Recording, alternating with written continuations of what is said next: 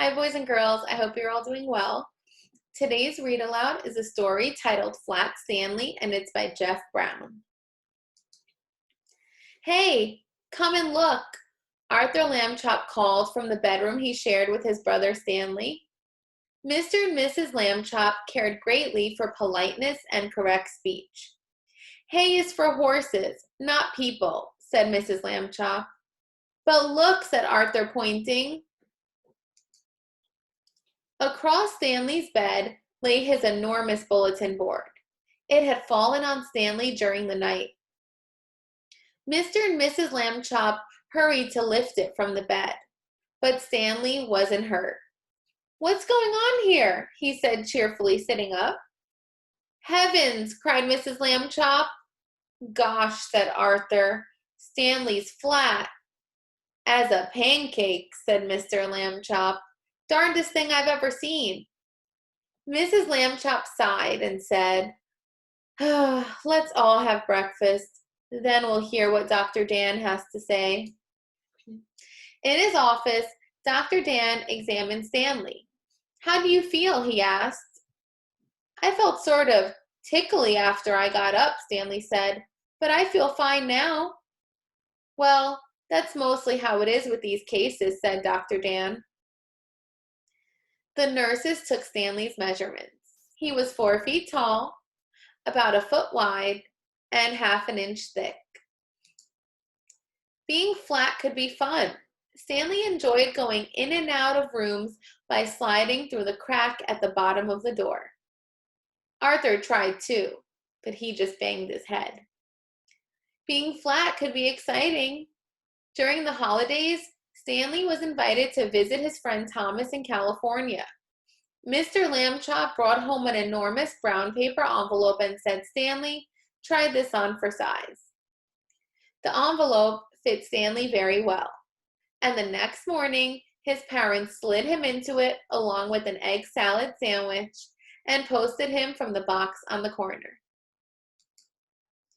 Stanley had a fine time in California.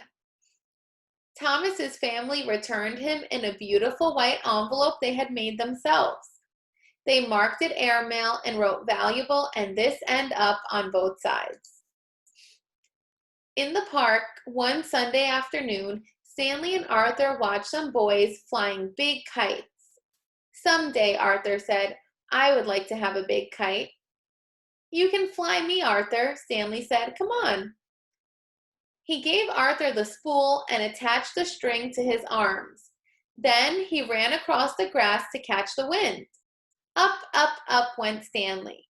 Arthur let out all the string, and Stanley soared high above the trees.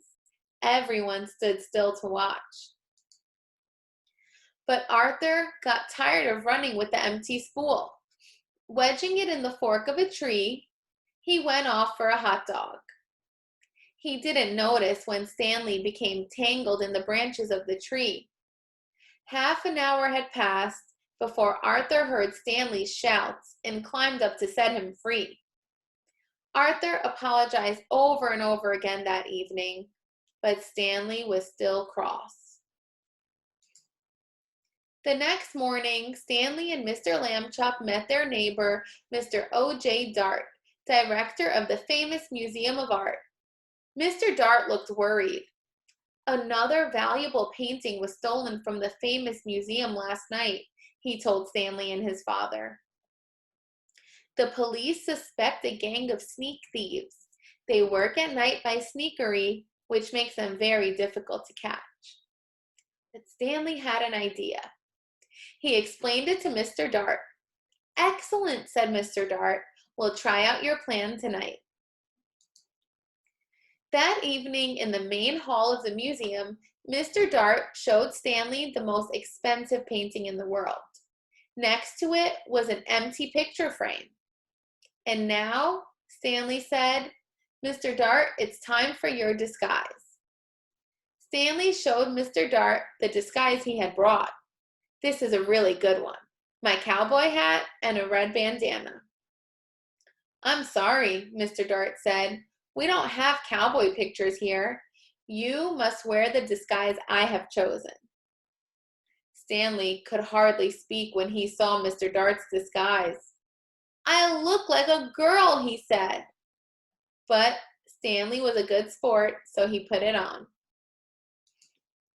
In the main hall, Stanley climbed into the empty picture frame and stood very still.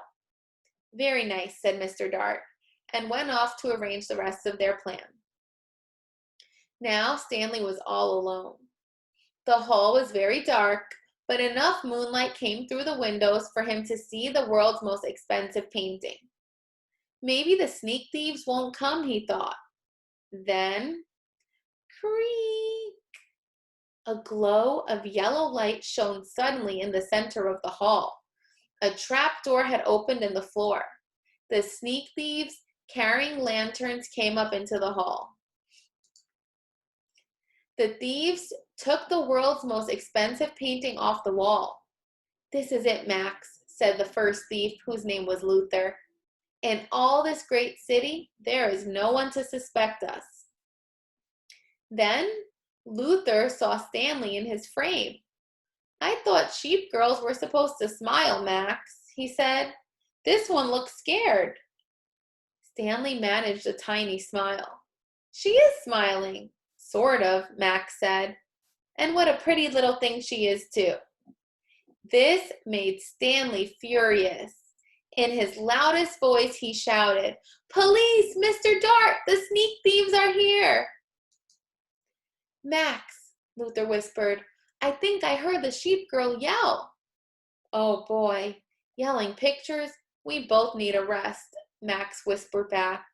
"You'll get a rest, all right," shouted Mr. Dart, rushing in with lots of policemen. "You'll get arrested, that's what." The sneak thieves were quickly handcuffed and led away to jail. The next morning, Stanley Lampchop got a medal from the chief of police. The day after that, his picture was in all the newspapers. For a while, Stanley was famous. People would point him out and whisper, "Over there, Agnes, Stanley Lampchop, the one who caught the museum robbers," and things like that. But then, people began to make fun of him. "Hi, super skinny," they would call. Late one night, Arthur woke to the sound of Stanley crying. "What's wrong?" he said. Stanley sighed. "I want to be regular shape again, like other people. It's not fair." "You're brave," Arthur said. "You really are." And then Arthur had an idea. He turned on the light and ran to the big toy box in the corner. He tossed aside toy soldiers, airplanes, and boat models. "Got it," he said, holding up an old bicycle pump. "Okay," Stanley said after a moment, "but take it easy." He stood with the end of the hose in his mouth, clamping his lips tightly so no air could escape. Arthur began to pump. "If it hurts or anything, wiggle your hand," he said. Stanley's top half began to swell. Stanley got bigger and bigger. His pajama buttons burst off. Pop, pop, pop. Soon he was all rounded out except for his right foot. He shook the foot twice and it swelled to match the other one. There stood Stanley Lampchop as if he had never been flat at all. "Thank you, Arthur," Stanley said. "Thank you very much." Mr. and Mrs. Lampchop came in to see what the boys were up to so late at night. "George," said Mrs. Lampchop, "Stanley's round again." "I'm the one who did it," Arthur said. "I blew him up." Mrs. Lampchop made hot chocolate to celebrate, and several toasts were drunk to Arthur for his cleverness. When the little party was over, Mr. and Mrs. Lampchop tucked the brothers back into bed and turned out the light. "Good night," they said. "Good night," said Stanley and Arthur. Very soon, all the Lampchops were asleep. The end. So, boys and girls, I hope you enjoyed that story. I know it was a little silly because obviously We wouldn't be walking around flat if we got crushed by a bulletin board. That would be dangerous if that really did happen. But I just want this story to help remind you that you can always make the best out of a bad situation.